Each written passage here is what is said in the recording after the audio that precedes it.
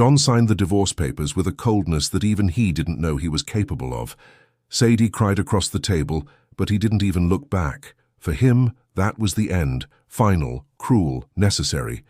He swore he would never set eyes on her again, that if he disappeared from the map it would be too little, that no woman, least of all Sadie, would have another chance to enter his world.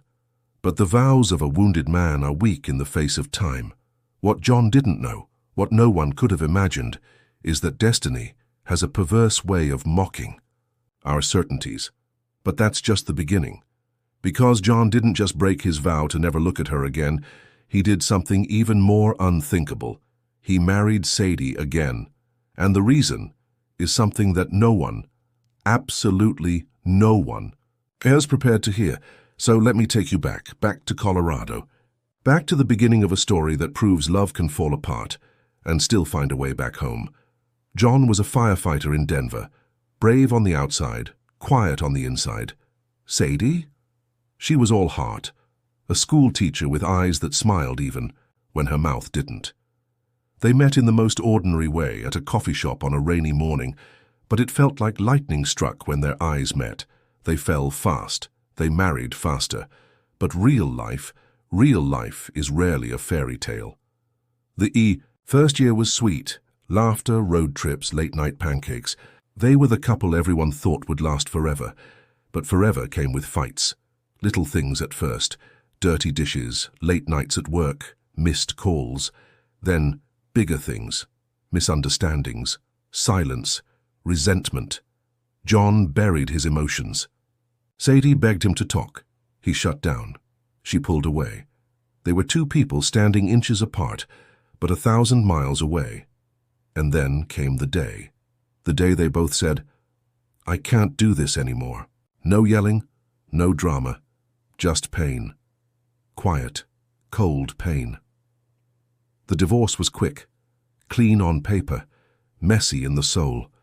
John moved to another part of Colorado, took extra shifts, climbed mountains, saved strangers from flames, but he couldn't save himself. He told his friends he was fine. He wasn't. He said he didn't miss her. He did. He said he'd never see her again. But fate doesn't always care what you say. It started with a phone call, a fire at an elementary school. No one was hurt, just smoke and panic. John showed up, helmet on, adrenaline pumping. And there she was, Sadie, holding a crying child, her face pale, eyes wide. She didn't see him, at first. But when she did, time stopped. Neither of them spoke. But something in John's chest cracked open. He saw the woman he once held during storms, the woman who once whispered, "You're safe with me." And he realized something terrifying. He still loved her. Sadie didn't speak first. She just looked at him, eyes wide, lips parted like she wasn't sure he was real. John's chest rose and fell slowly. He'd rushed into fires, pulled strangers from smoke. But standing there, facing her, he felt like he couldn't breathe. She finally whispered, "Hi." It hit him like a wave, that voice, that softness, that ache he'd buried deep. "Hi," he replied. His voice cracked. He cleared it, forced a nod, and added, "You okay?" She nodded. "Yeah, just some scared kids." Silence stretched between them, the kind that feels louder than words. He wanted to say so much, that she looked the same, that he remembered the way she twisted her ring when nervous, that his nights were quiet, too quiet, without her voice. But all he managed was, "Glad you're safe." Then someone called her name, a colleague. The spell broke. She smiled, polite, distant, and turned away. John stood frozen. He didn't follow her. Didn't say another word, but something inside him shifted. That night he couldn't sleep. He lay in bed, staring at the ceiling, reliving it. Her eyes, her voice. The way she still made him feel like a boy with no armor. Had she moved on? Was she dating someone? He hated how the questions burned. Weeks passed. He went back to his routine, but now everything felt off. Coffee didn't taste the same. Work felt dull. And then it happened again. Another call, different location. A routine emergency at a school gymnasium. And again, she was there. Same smile, same storm behind the eyes. This time, They spoke longer. He asked how she was. She said, "Fine." But her voice trembled. He noticed she was wearing the same necklace she wore on their first anniversary, and when she touched it unconsciously, something in him softened. "I miss talking to you," he said suddenly. She blinked, bit her lip, looked down. "I miss you too," she whispered. That one sentence cracked the ice. They didn't rush into anything. They started small, texts at first, friendly, careful. "How's your week? Did you ever finish that bookshelf? Remember our road trip to Telluride?" Soon came coffee, just one, then another. No labels, no promises, just time. Time to relearn each other, time to speak honestly without fear of exploding. John learned that Sadie had started writing poetry again. Sadie learned that John still drove the same truck, the one they'd once camped in under the stars. They talked about the past, but only in pieces. "I was angry," she said once. "So was I," he replied. "But mostly I was scared." There was no blaming, just truth. Gentle, painful truth. One snowy evening in December, they sat in his truck outside her place. Neither wanted to say goodbye. She looked at him with that old softness, the one that once made him believe in forever. He reached for her hand. "Sadie," he said slowly, heart racing. "What if we didn't ruin everything? What if it's not too late?" Tears filled her eyes. She squeezed his hand. "Then we take it slow," she said. "But we try." He nodded. "I want to try." That night, for the first time in years, they held each other.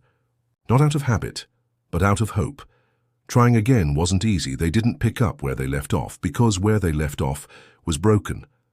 This time, John and Sadie started over, like two strangers learning how to speak each other's language again. There were awkward moments, long pauses, and sometimes silence that made them both wonder if the pain was too deep to repair. But they stayed. They showed up. One day, Sadie invited John to a poetry reading she was part of. He sat in the back, heart pounding, hands clenched. When she stepped up to the mic, her voice shook. She read a poem about fire, about burning bridges, and building new ones from the ashes. John felt every word. Later that night, she asked, "Did you understand it?" He looked at her, eyes full. "I lived it." They laughed, then cried. The healing didn't come in grand gestures. It came in quiet things, in dishes washed together, in walks that lasted longer than planned, in apologies whispered in the dark. Sadie told him she never stopped loving him. John admitted that the loneliness nearly killed him. "I thought I had to protect myself," he confessed one night, "but I ended up locking you out." She nodded, tears sliding down her cheek. "I was waiting for you to come back, even when I said I wouldn't." It wasn't dramatic, it was real, messy, honest, human.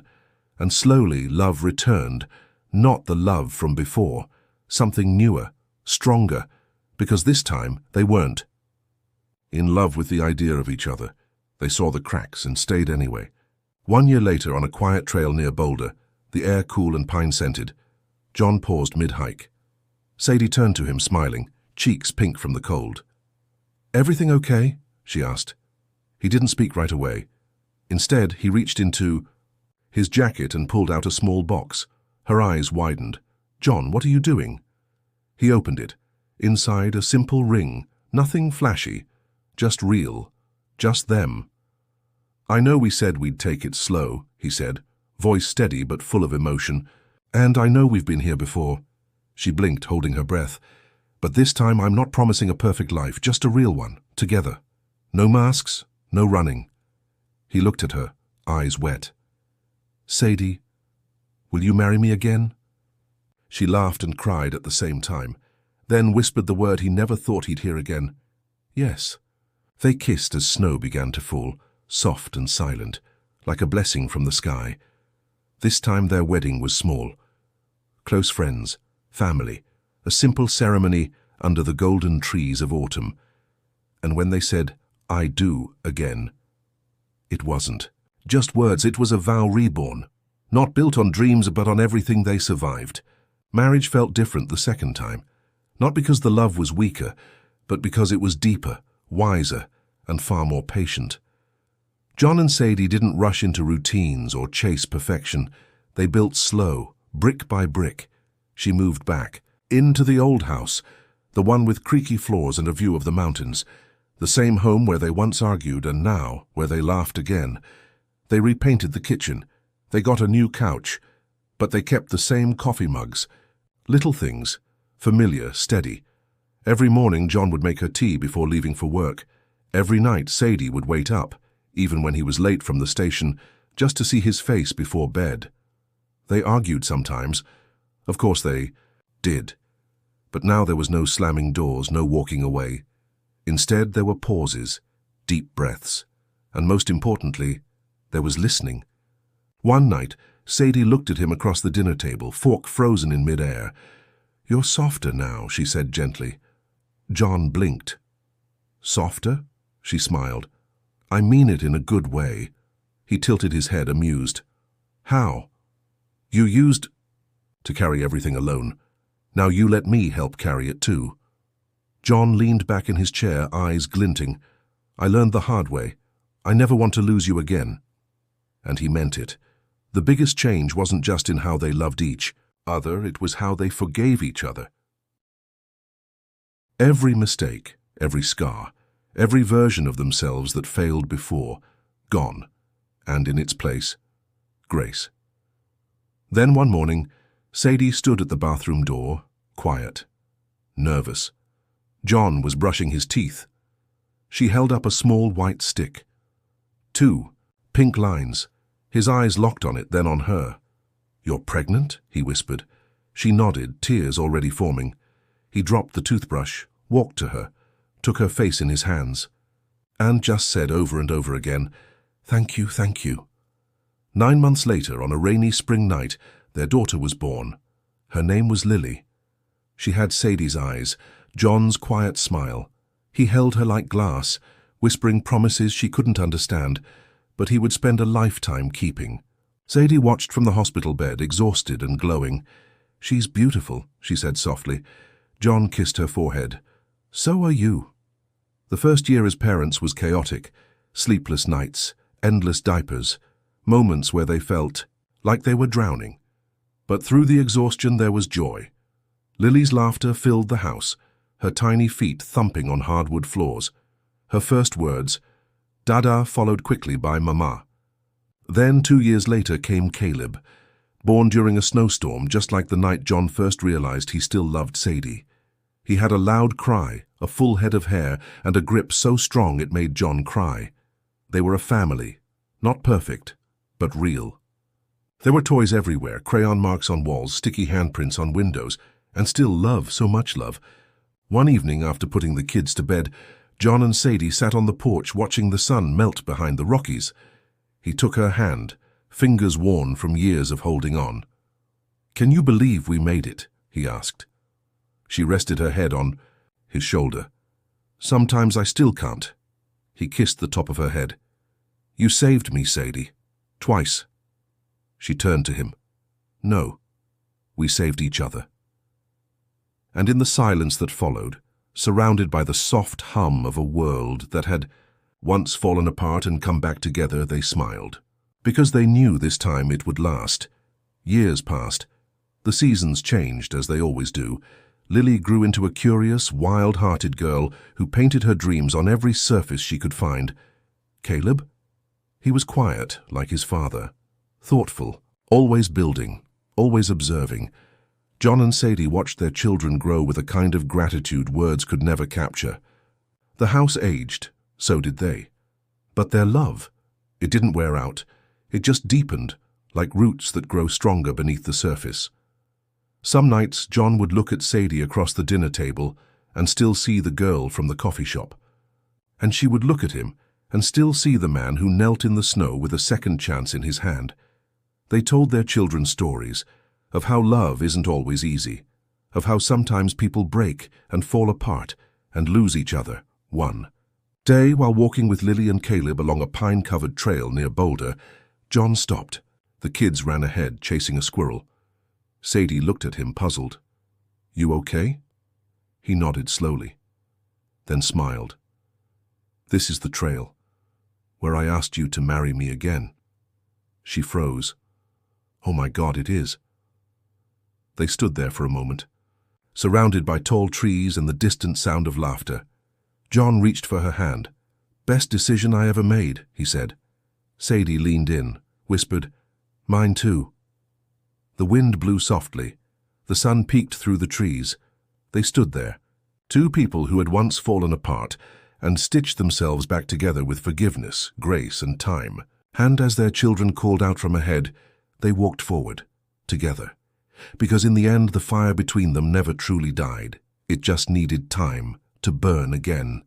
And if this story moved you, or even made you think, don't forget to subscribe to the channel, like this video, and share it with someone.